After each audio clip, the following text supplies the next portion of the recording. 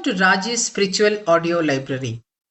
இந்த ஒலிப்பயணத்தின் அடுத்த தொகுப்பாக டாக்டர் திருமதி சத்யபாமா பார்த்தசாரதி அவர்கள் எழுதி வெளியிட்ட ஸ்ரீ வைஷ்ணவ லட்சணங்கள் என்னும் நூலின் ஒலி வடிவத்தை உங்களுடன் பகிர்கிறேன். ஸ்ரீ வைஷ்ணவ லட்சணங்கள் பகுதி 1. ஸ்ரீ வைஷ்ணவ மதம். எம்பெருமானார் தரிசனமென்றே இதற்கு நம்பெருமாள் பேரிட்டு நாட்டி வைத்தார் என்பது மணவாள மாமுனிகள் திருவாக்கு. இங்கு இதற்கு என்பது பரம வைதிக மதமான ஸ்ரீ வைஷ்ணவ மதத்தை குறிக்கும். நாராயணன், வாசுதேவன், விஷ்ணு என்ற பெயர்களுடைய தெய்வமே பரமபுருஷன், ஜெகத்காரணன், ஜெகத் ரக்ஷகன் என்று நித்திய நிர்தோஷ பிரமாணமான வேதங்கள் கூறுகின்றன. வணங்கும் சமயம் பலப்பல என்கிறபடியே உலகில் மதபேதத்தால் பல பல மதங்கள் தோன்றியுள்ளன. அவற்றுள் நாராயணனை ஒத்தாரும் மிக்காரும் இல்லாத ஒரே பரம்பொருளாய் கொண்டாடும் மதம் வைஷ்ணவ மதம். நாராயணன் ஸ்ரீ என்ற பெரிய பிராட்டியுடன் எப்போதும் பிரியாமல் சேர்ந்தே இருப்பதால் இந்த மதம் ஸ்ரீ வைஷ்ணவம் என்று அழைக்கப்படுகிறது. ஸ்ரீ வைஷ்ணவம் பரம வைதிக மதம். சத்தியம் சத்தியம் புனசத்தியம் உத்ருத்ய புஜமுச்சதே வேதாத் சாஸ்திரம் பரம் நாஸ்தி நதைவம் கேசவாத் பரம். வேதத்தை விட உயர்ந்த பிரமாணம் இல்லை, கேசவனை விட மேலான தெய்வம் இல்லை. இது முக்காலும் சத்தியம் என்று கையை உயர்த்தி சொல்வேன் என்று ரிஷி சிரேஷ்டரான வேதவியாசரே அறுதியிட்டிருப்பதால் வேதத்துக்கு மேலான பிரமாணம் எதுவும் இல்லை. வேதமாகிற உயர்ந்த சாஸ்திரத்துக்கு நாம் எப்போதும் கட்டுப்பட்டவர்கள் என்பதையும் அவற்றில் சொல்லப்பட்டதை மறுக்க எந்த வைதிகனுக்கும் உரிமையில்லை என்பதையும் உணர வேண்டும். பிற மதத்தினரும் தங்கள் மத நூல்களில் முக்கியமானதை வேதம் என்று சொல்லிக் கொள்ளும் அளவுக்கு இவற்றின் பெருமை உயர்ந்துள்ளதை காண்க. அறியாதன அறிவித்த அத்தா என்று ஆழ்வார் எம்பெருமானை அழைக்கிறார். அவன் நமக்கு அறிவை உண்டாக்குவது வேதங்களின் மூலம். இவையே அறியாதனவற்றை அறிவிப்பவை. வேதத்தை பிரமாணமாக ஒப்புக்கொள்ளாதவர்களை பாஹ்யர்கள் என்றும், பிரமாணமாக ஒப்புக்கொண்டு தம் கொள்கைகளுக்கு சாதகமான வேத பகுதிகளை வைத்துக்கொண்டு பாதகமானவைகளை புறக்கணித்து வேதங்களுக்கு தவறான அர்த்தங்களை செய்பவர்களை புத்ருஷ்டிகள் என்றும் அழைப்பர் பெரியோர். வேத வாக்கியங்கள் எதையும் புறக்கணிக்காமல், முன்னுக்கு பின் முரணில்லாமல் கோர்வையாக அர்த்தம் கொள்வது நம் சத் சம்பிரதாயமான எம்பெருமானார் தரிசனம் ஒன்றேதான். இதையே ஸ்ரீ வைஷ்ணவம் என்கிறோம். சரீர ஆத்மபாவம். ஸ்ருதி வாக்கியங்கள் யாவும் வீணாகாமல் உயிர் பெறும்படி நம் ராமானுசன் வளர்த்த இந்த விசிஷ்டாத்வைத சித்தாந்தத்திற்கு திறவுகோல் உடல் உயிர் உறவு என்னும் சரீராத்ம பாவமாகும். கடகஸ்ருதிகளில் முதலித்தபடி பரமாத்மாவுக்கு சித் அச்சித் இவைகளை சரீரமாக கொண்டு ஈஸ்வரன் நிற்கும் நிலையை சிதச்சித் விசிஷ் பிரம்மம் என்றும் சொல்லுகிறார்கள். ஆகாசம், தீ, வாயு, நீர், நிலம் என பஞ்சபூதப்படியாக உண்டாகின்ற சகல பதார்த்தங்களுக்கும் எம்பெருமானே உபாதான காரணமாய் இருக்கின்றான். உண்டான ஒவ்வொரு பொருளிலும் பகவான் குறைவர வியாபித்துள்ளான். ஜீவராசிகளின் சரீரங்களில் ஒரு ஆத்மா வியாபித்திருந்து அச்சரீரத்தை தாங்கி நடத்தி சுவாமியாய் இருந்து இது உள்ளது என்ற சொல்லுக்கு விஷயமாக்குகிறான். இதே போல ஜீவராசிகளின் சரீரம், ஆத்மா இவற்றினுள் உறைந்து அற்றை நடத்தி சேஷியாய் விளங்குபவன் எம்பெருமான். ஜெகத் சர்வம் சரீரம் தே என்கிறபடியே சகல சேத்தன அச்சேத்தன பதார்த்தங்களும் பரமபுருஷனுக்கு சரீரமாய் அவனின்றும் வேறாயினும் வேறுபடாததாய் உள்ளமையால் நீராய் நிலனாய் தீயாய் காலாய் நெடுவானாய் சீரார் சுடர்கள் இரண்டாய் சிவனாய் அயனானாய் என்று ஆழ்வார் அருளி செய்கிறபடி நீர் முதலான பஞ்சபூதங்கள் என்ன, சுடர்மயமான சூரிய சந்திரர்கள் என்ன, தெய்வங்கள் என்று கொண்டாடப்படும் பிரம்ம ருத்ரர்கள் என்ன, எல்லாவற்றிலும் அந்தராத்மாவாய் உள்ளபடியால் எல்லாம் அவன் ஒருவனே ஆகிறான்.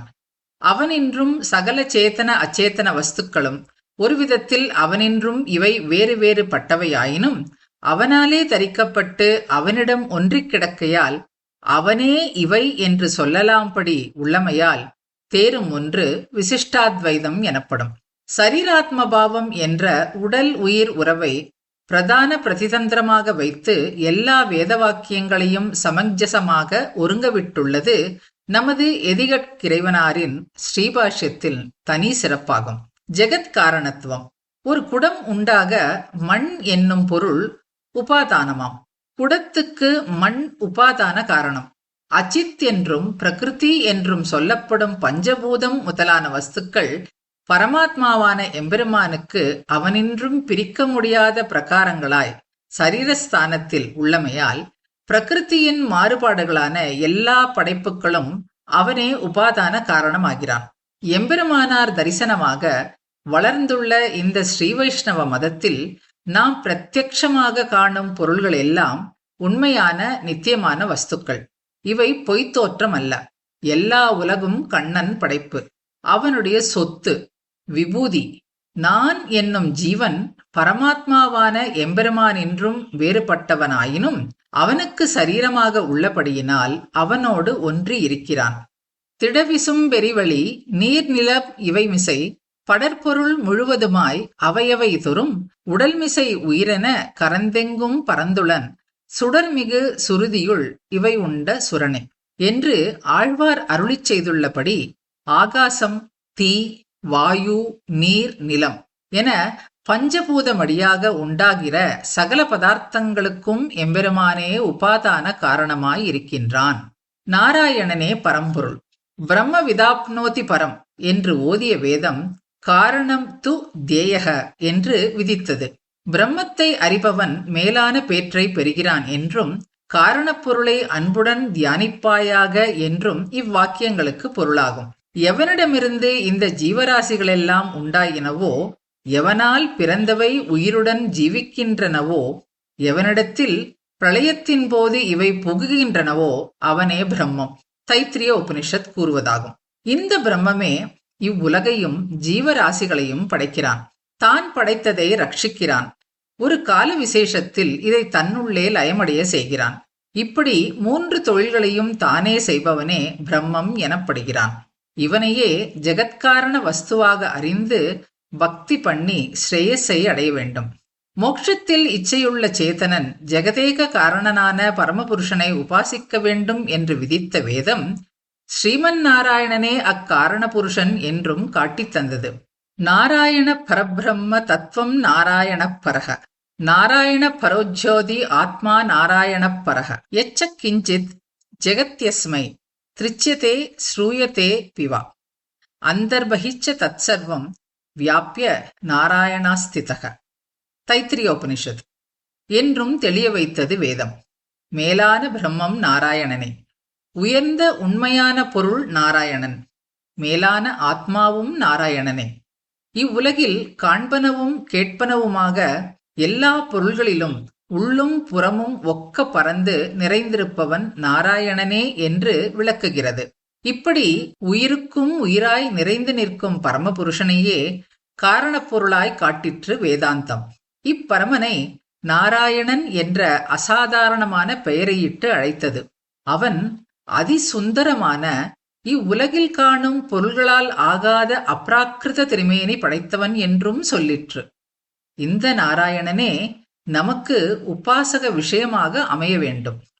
நாராயணன் என்ற அசாதாரண பெயர் பெற்ற தெய்வமே பரம்பொருள், மோக்ஷம் என்ற பெரும் பேற்றை அளிக்க வல்ல தெய்வம் இதுவே என்று சகல வைதிக மதங்களும் ஒப்புக்கொண்டுள்ளன. தெய்வங்கள் என்று பலரால் கொண்டாடப்படும் இதர தேவதைகள் நாராயண சரீரங்களே.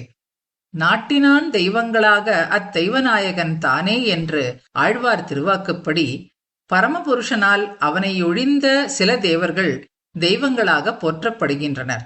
இந்த தெய்வங்கள் தரவல்ல புருஷார்த்தங்கள் ஐகிகமானவை. விண்ணாட்டில் பெரும் பேற்றையளிக்க வல்லவன் நாராயணன் ஒருவனே. இதர தெய்வங்கள் சிலவற்றை கொடுப்பதும் நாராயணன் இவர்களுக்குள் அந்தராத்மாவாக இருந்து கொடுப்பதாலே தான் சித்திக்கிறது.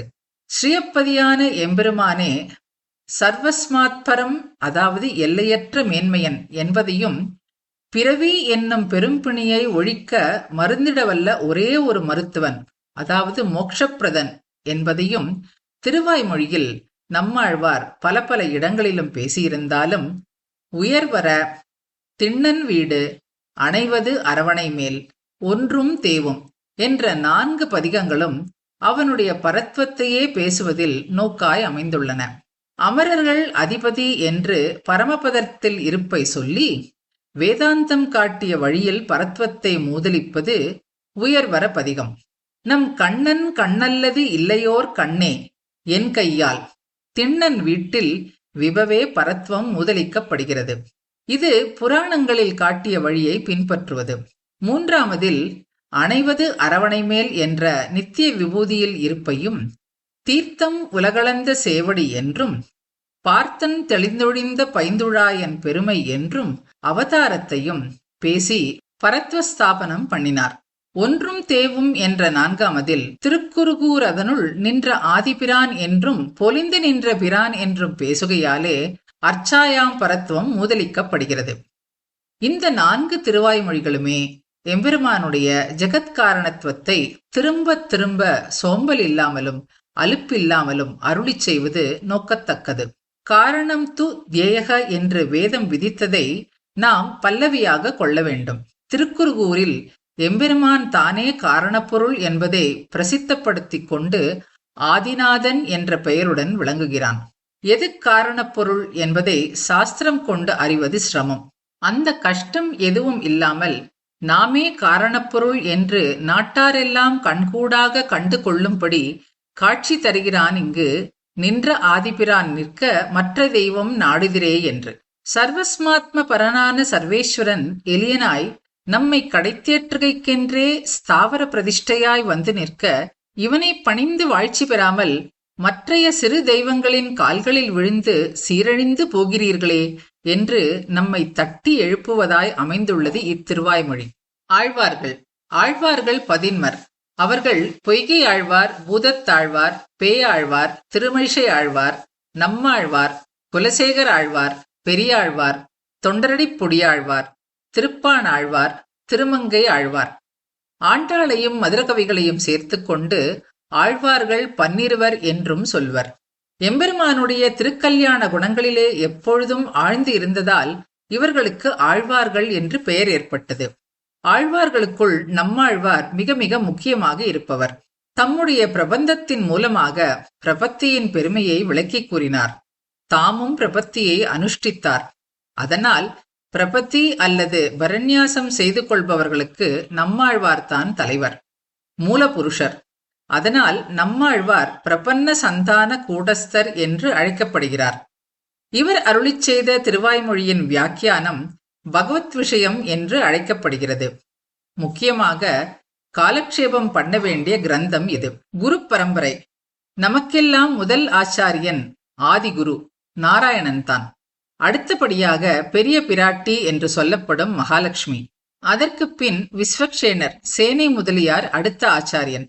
ஸ்ரீவைகுண்டத்தில் எம்பெருமானுடைய சேவைக்கு தலைவராக இருப்பதால் சேனை முதலியார் என்று அழைக்கப்படுகிறார். அடுத்த ஆச்சாரியர் நம்மாழ்வார் ஆவார். விஸ்வக்சேனர் ஸ்ரீவைகுண்டத்திலிருந்து எழுந்தருளி நம்மாழ்வாருக்கு உபதேசம் செய்தார். நம்மாழ்வாருடைய சிஷ்யர் நாதமுனிகள். இவர் நம்மாழ்வாருக்கு நெடுங்காலத்துக்கு பிறகு தோன்றினார். ஆகிலும் யோகத்தால் நம்மாழ்வார் நாதமுனிகளுக்கு உபதேசித்து அருளினார். நாதமுனிகளுடைய சிஷ்யர் உய்யக் கொண்டார்.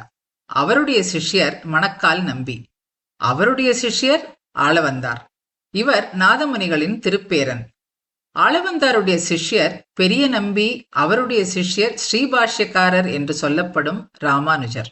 ஸ்ரீபாஷ்யக்காரர் இந்த கலியுகத்தில் நம் சம்பிரதாயத்தை திடமாக நிலைநிறுத்தியவர் ஸ்ரீபாஷ்யக்காரர் எனப்படும் ராமானுஜர். இவருக்கு எதிராஜர், எம்பெருமானார், உடையவர் என்று பல திருநாமங்களும் உண்டு. ஸ்ரீபாஷ்யக்காரர் இந்த பூலோகத்தில் 120 வருஷங்கள் எழுந்தருளி இருந்தார்.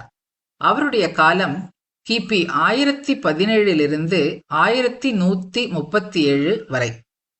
ஸ்ரீபாஷ்யக்காரர் அருளி செய்த கிரந்தங்கள் 9 நவரத்தினம் போன்றவை.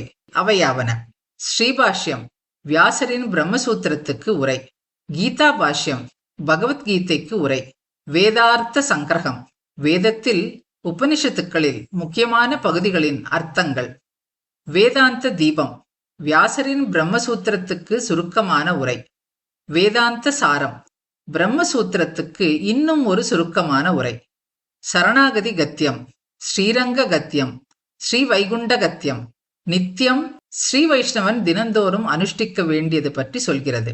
வியாசரின் பிரம்மசூத்திரத்துக்கு ராமானுஜர் அருளி செய்த பாஷ்யம் பெருமதிப்புடன் ஸ்ரீபாஷ்யம் என்றே கூறப்படுகிறது.